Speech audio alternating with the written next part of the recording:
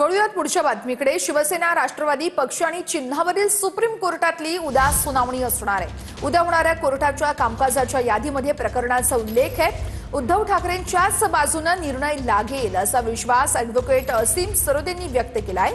शिंदेंना आपला पक्ष भाजपात विलीन करावा लागेल असंही सरोदे म्हणतायत। सुनावणीची तारीख उद्या सुप्रीम कोर्टात आहे, पण 37 नंबरचं मॅटर सुनावणीसाठी रीच होणं कठीण आहे। आता लोकांचा नवीन प्रश्न आहे की जर एकनाथ शिंदेंकडून पक्षचिन्ह आणि शिवसेना नाव काढून घेतलं तर मुंबई महापालिकेत काय होईल। मला वाटतं शिंदे सेना भाजपमध्ये विलीन होईल आणि एकनाथ शिंदे यांचे राजकीय महत्त्व एकदम कमी होईल। शिंदे सेनेतील अनेक जण उद्धव ठाकरेंकडे स्वगृही परत जातील आणि मूळ शिवसेना अधिक ताकदवान होईल। उद्धव आणि राज ठाकरे मिळून मुंबई महापालिकेमधील राजकारण फिरवू शकतील।